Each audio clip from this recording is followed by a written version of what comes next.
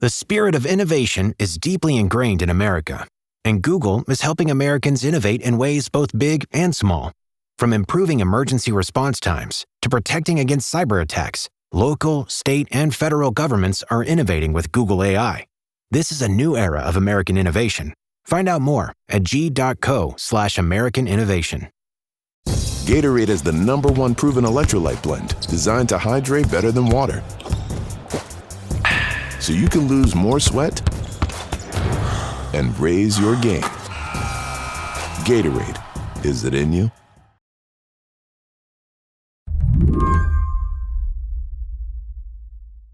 If you were hanging out on the internet this weekend, you might have noticed a whole lot of discussion about President Trump's health. To be blunt, it was discussion about exactly how alive the president is these days. So after the long weekend, I called up someone who would know, Luke Broadwater. He covers the White House for the New York Times.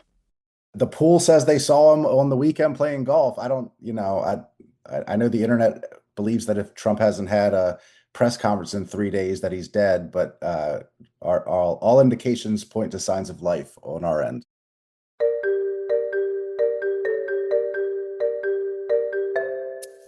To be fair, the president has been the subject of speculation for weeks. Some have been commenting on what look like swollen ankles. Others have focused on sloppily applied concealer, covering up a bruise on his hand. There's something going on with the hand, for sure. I mean, some people think it looks like an IV, that maybe he's getting medicine through there. The White House denies that. They say it's from handshaking. Nobody I know gets bruises like that from handshaking. It's hard to really know exactly what's true coming out of the White House in terms of Trump's health. We do expect to see him today, so people can evaluate him for yourself today. Well, thank you very much. It's a very important day and an important announcement with great friends of mine. I think I can say this group is every one of them. I rate a 10. I can't always say that. A few hours after Luke and I spoke, there Trump was, speaking from behind a podium, awkwardly placed in the Oval Office. He was there to talk about the U.S. Space Force. Honestly, it felt a bit like a proof of life video.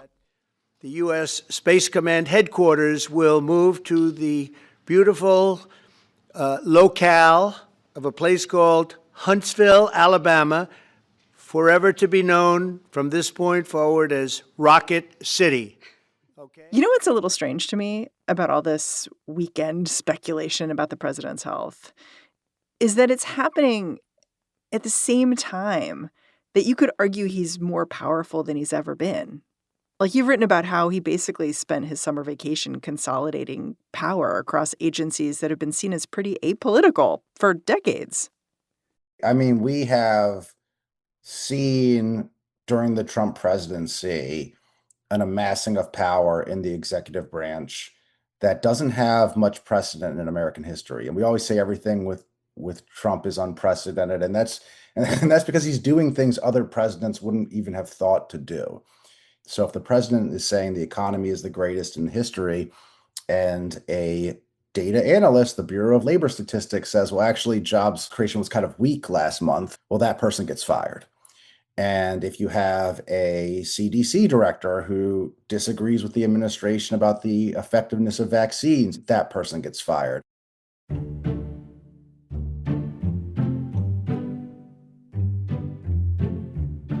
We're speaking at this kind of back-to-school moment.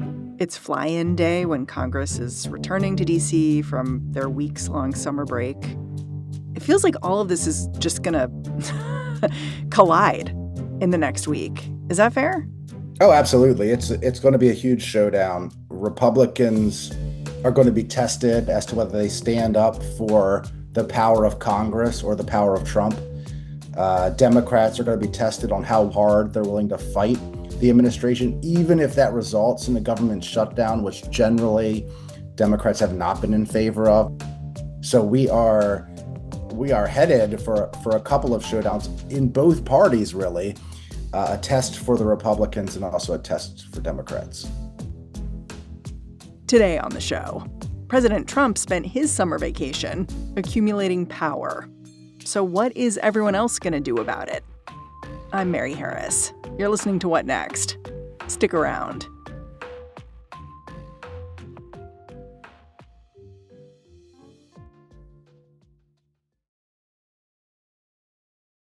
This episode is brought to you by Quince.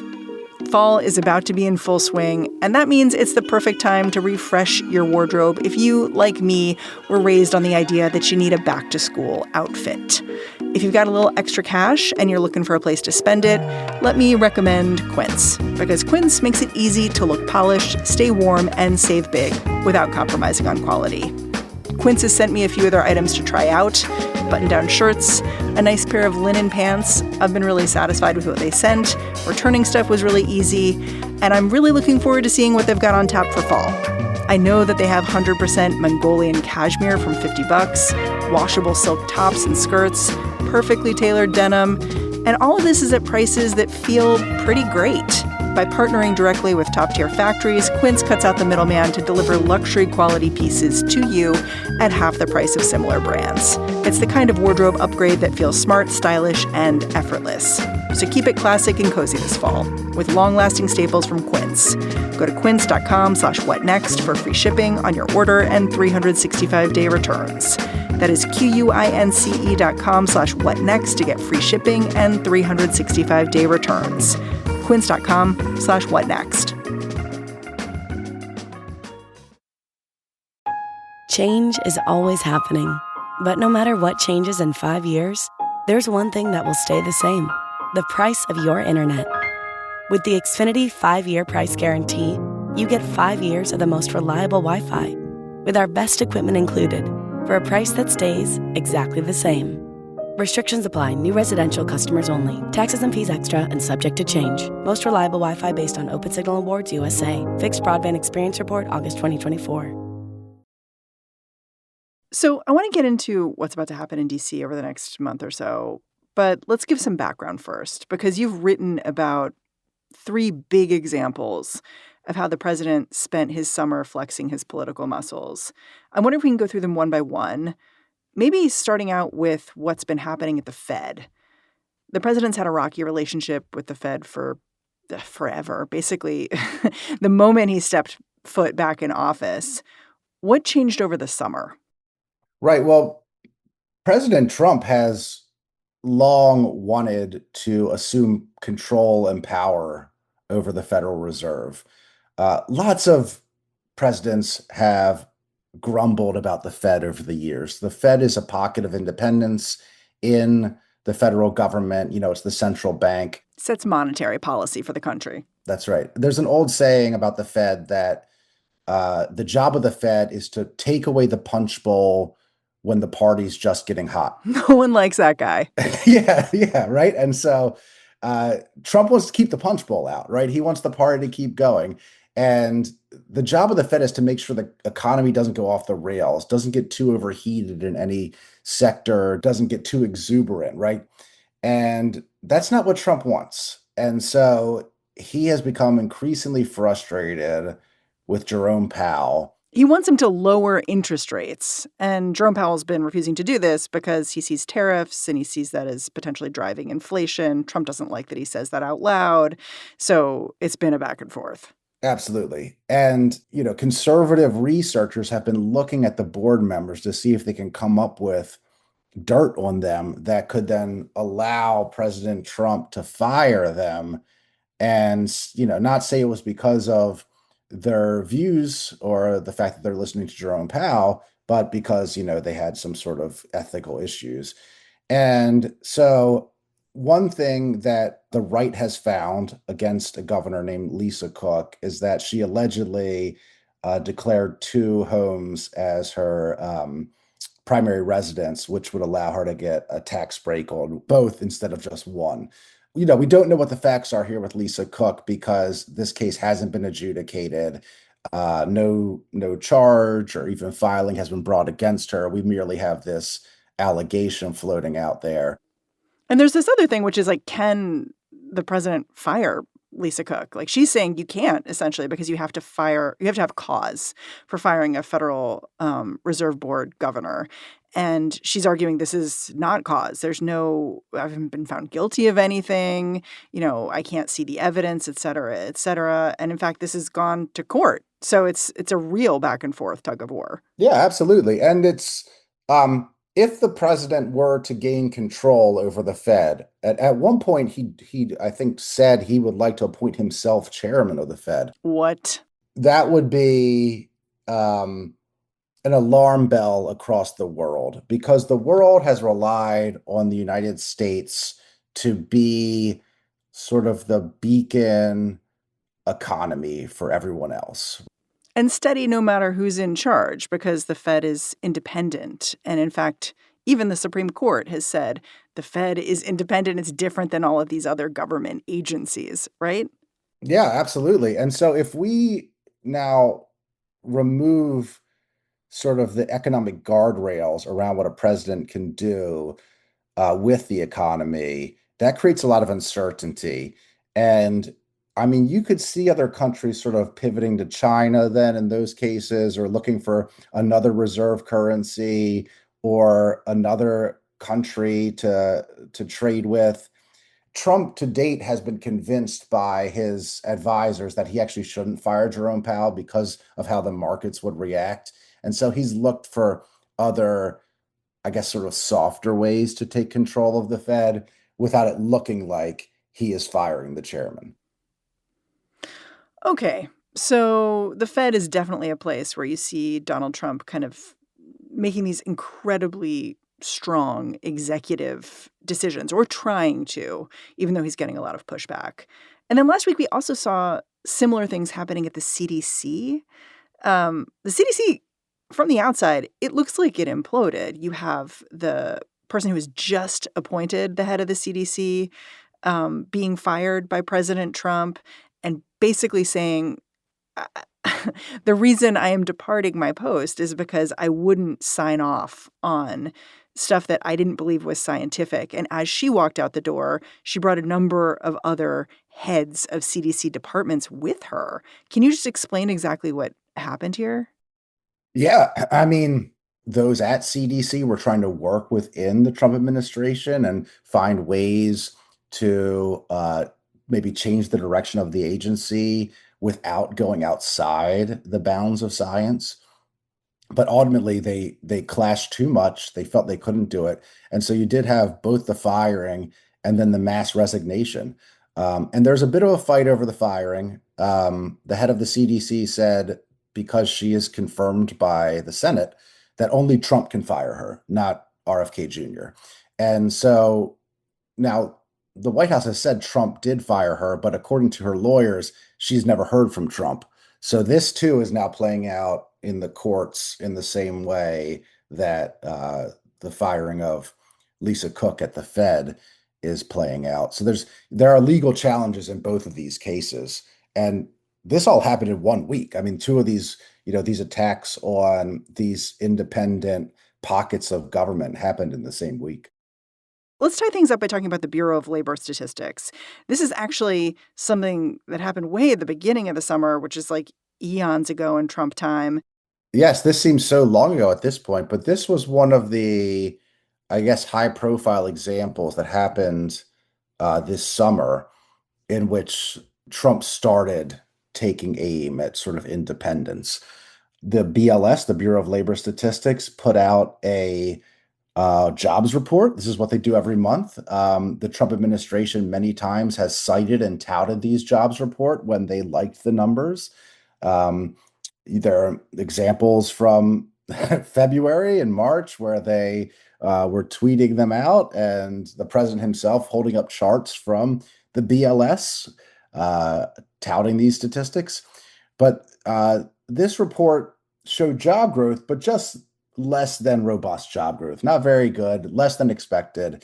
It's funny because even that morning, J.D. Vance, the vice president, was citing these statistics as a good thing, and some of his advisors were on TV sort of spinning them for why they were good, but still acting as though they were legitimate numbers, right? And then Trump didn't like the numbers. He blows up. He declares that they're rigged, and he fires the chief statistician. and puts a replacement in her place.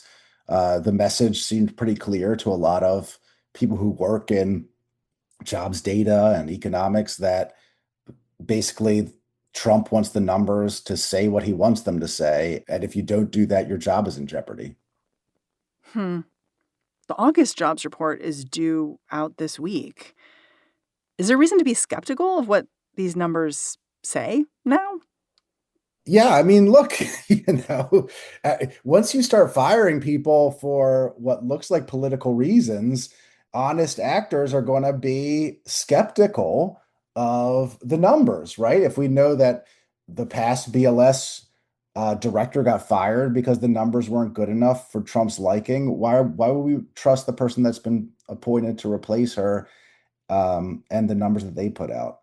Now, I guess we might trust them if they're bad, but if he puts out some big robust number that doesn't seem to be in line with what most economists are saying about the economy, I think there's going to be a lot of skepticism. Yeah. I mean, I look at these institutions, the Fed, the Bureau of Labor Statistics, the CDC. They strike me as places that take information and make meaning out of it for the public. Like the CDC is going to tell you whether that outbreak is becoming a pandemic. The Bureau of Labor Statistics is going to tell you if people are getting jobs or not. The Fed's going to tell you if we're going into recession or if we're preventing that. Uh, I just wonder, how do we live in reality if, like, our meaning-making institutions aren't operating in the way we once understood them to be? Well, it makes it very difficult as journalists and as citizens because, right, like we've relied on these institutions to tell us what the facts are, right? The New York Times doesn't have a survey of jobs, and maybe we'll have to create one, but we rely on the BLS statistics, right? When they come out, now we know roughly how many jobs were created. When they're revised, now we know the new updated number. And so there are certain institutions in American life that we relied on for guidance, right? The CDC for, which medicines are safe and which vaccines you should get or at what schedule. And if those are all thrown into jeopardy, right? If we can't trust the statistics coming out of government, if we can't trust the advice coming out of government, then people are sort of on their own. And in some ways, it further delegitimizes government itself, which I don't know, maybe that is the whole point. Maybe the point is to take the expertise away from government and sort of have people do their own research. You've covered DC for a while. Would Republicans argue that what's happening now with these institutions is just what's happened before from Democrats? Yes, they will argue in these cases that the federal government had become woke. It had swung too far to the left, that you had bureaucrats who are making political decisions and pretending they were scientific decisions. Does that carry water? Like, for you as a reporter who's covered DC for a long time, like, do you think that's right? Well, look, I think that when you're doing things like firing doctors because they gave you a summary of what all the studies say about this vaccine and how effective it is, or you're firing your labor statistician for merely collecting the forms and telling you what the survey produced, then we're getting into much different territory, right? That's not producing the labor statistics report is not an inherently political act. It now veers into attacks on neutral, independent institutions, and that is very troubling.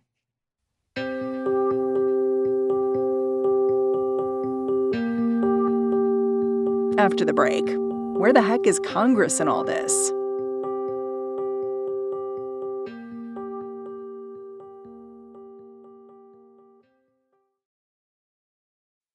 This episode is brought to you by Saks Fifth Avenue. With the weather getting cooler, if you're like me, you're looking around for a couple of new items for your wardrobe, like a new sweater, some cute new kicks. And Saks Fifth Avenue makes it easy to get creative with your personal style and find the best arrivals for fall. I went over to Saks.com to check out what they've got on tap, and I gotta say, what I love about clicking around their website is that every piece looks special, one of a kind, as if you'd walk into the office or a party and instantly grab everyone's attention. All the big brands are there, stuff like Alice and Olivia, the young and trendy stuff. I love that I can see the care in every piece Saks has chosen for their fall collections. Each dress or pant or shoe feels a little bit elevated. So if you want shopping to be fun and easy, head over to Saks Fifth Avenue for inspiring ways to elevate your personal style every day. At Blinds.com, it's not just about window treatments. It's about you, your style, your space, your way. Whether you DIY or want the pros to handle it all, you'll have the confidence of knowing it's done right. From free expert design help to our 100% satisfaction guarantee, everything we do is made to fit your life and your windows. Because at Blinds.com, the only thing we treat better than windows is you. Shop Blinds.com Labor Day Mega Sale happening now. Save up to 50% site-wide plus a free measure. Rules and restrictions may apply. When you think about businesses that are selling through the roof, sure, you think about a great product, a cool brand, and brilliant marketing. But an often overlooked secret is actually the businesses behind the business, making selling simple. For millions of businesses, that business is Shopify. Nobody does selling better than Shopify. They're the home of the #1 checkout on the planet and the not-so-secret Shop Pay that boosts conversions up to 50%, meaning way less carts going abandoned and way more sales happening. Businesses that sell more sell on Shopify. Upgrade your business and get the same checkout Allbirds and Skims use. Sign up for your $1 per month trial period at shopify.com/start selling. All lowercase. Go to shopify.com/start selling to upgrade your selling today. Shopify.com/start selling. We have all these examples of Trump behaving unusually as an executive. But it did strike me that on Friday, he really underlined how it's not just these theoretically neutral institutions that he's interested in taking command of. It's also the budget itself, which is what Congress is about to work on. On Friday, Trump pulled this move called a pocket rescission. Can you just explain what happened here? Because I think as Congress goes back to focus on the budget in particular, it was just so striking to me that all of a sudden it's not just these neutral institutions that Trump is sort of taking command of. It's also just the money, which is what Congress is about to work on. Yeah, the Constitution makes it very clear that the power of the purse lies with the Congress. So the Congress is supposed to set spending limits. They're supposed to create the laws and instructions for how that money is supposed to be spent. And the Trump administration has set about to upend that process, to try to put themselves in charge of the nation's spending and subvert Congress to the executive branch.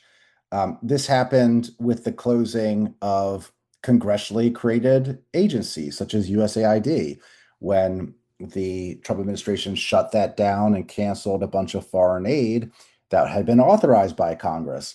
And what you saw from Congress was very little fight back for its own power.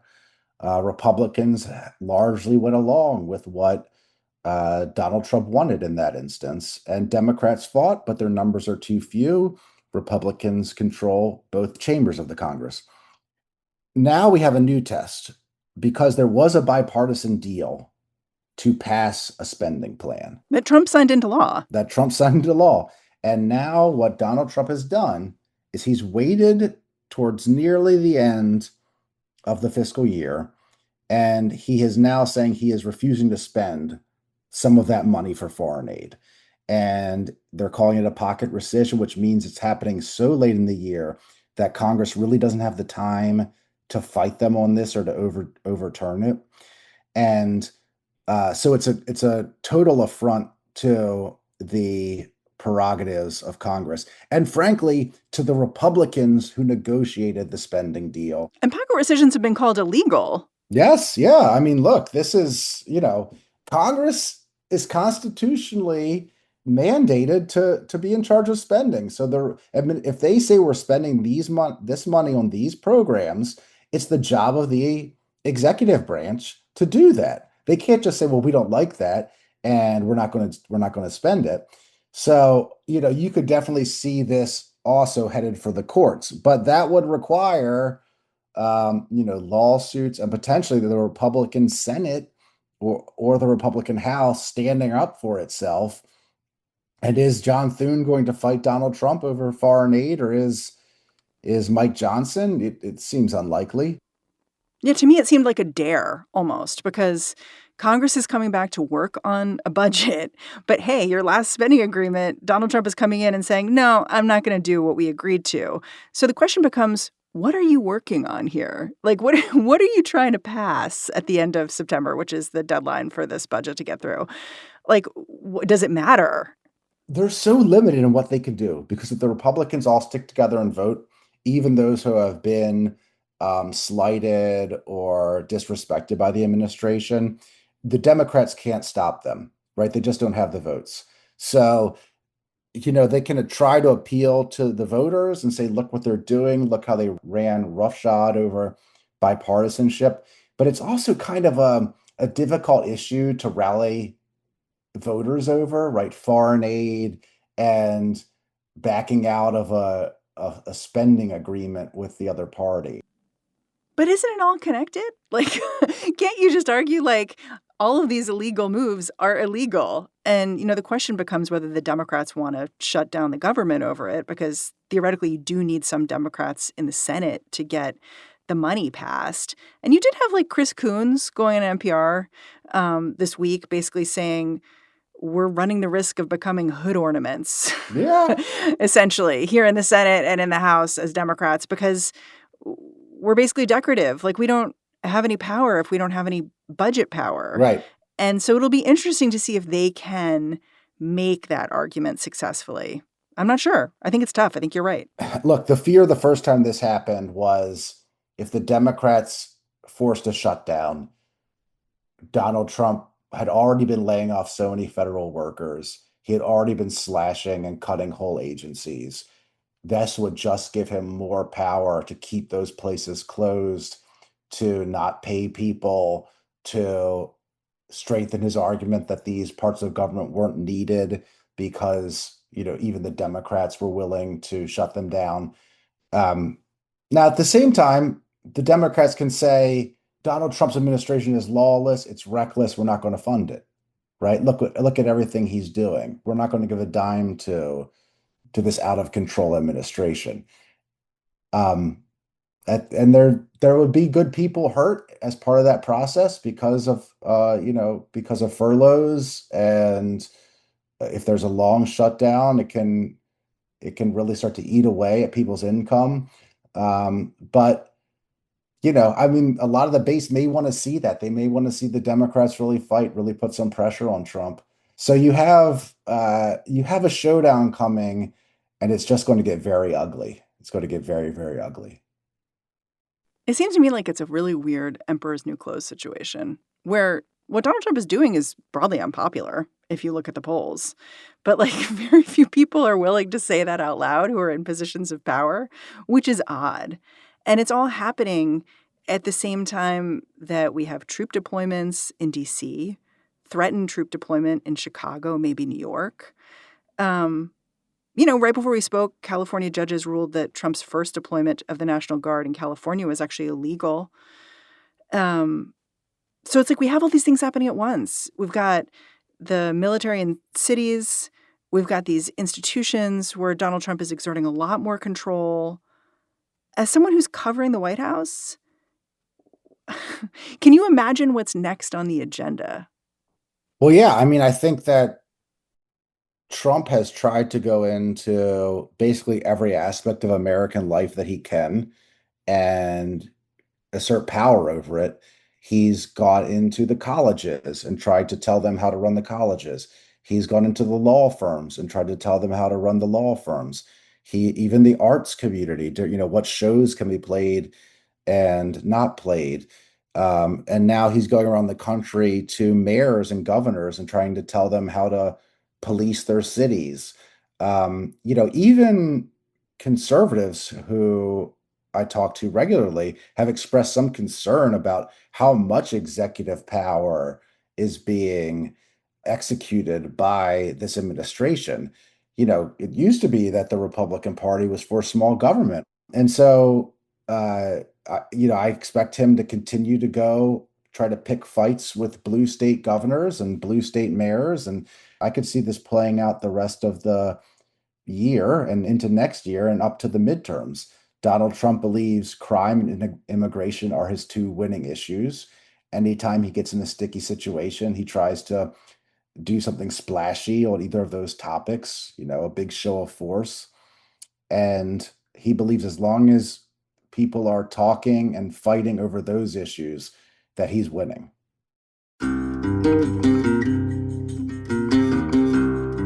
Luke, I'm really grateful for your time. Thanks for laying it all out for me. Thank you. Luke Broadwater covers the White House for the New York Times. And that's our show. What Next is produced by Paige Osburn, Elena Schwartz, Rob Gunther, Anna Phillips, and Madeline Ducharme. Mia Lobel is the head of audio here at Slate. Ben Richmond is the senior director of podcast operations. And I'm Mary Harris. Go track me down on Blue Sky. Say, hey, I'm at Mary Harris. Thanks for listening. Catch you back here next time.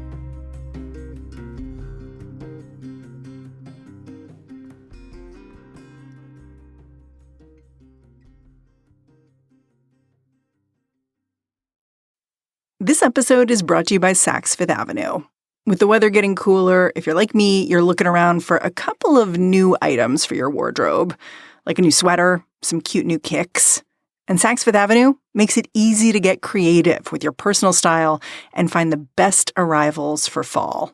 I went over to Saks.com to check out what they've got on tap, and I gotta say, what I love about clicking around their website is that every piece looks special, one of a kind. As if you'd walk into the office or a party and instantly grab everyone's attention. All the big brands are there, stuff like Alice and Olivia, the young and trendy stuff. I love that I can see the care in every piece Saks has chosen for their fall collections. Each dress or pant or shoe feels a little bit elevated. So if you want shopping to be fun and easy, head over to Saks Fifth Avenue for inspiring ways to elevate your personal style every day.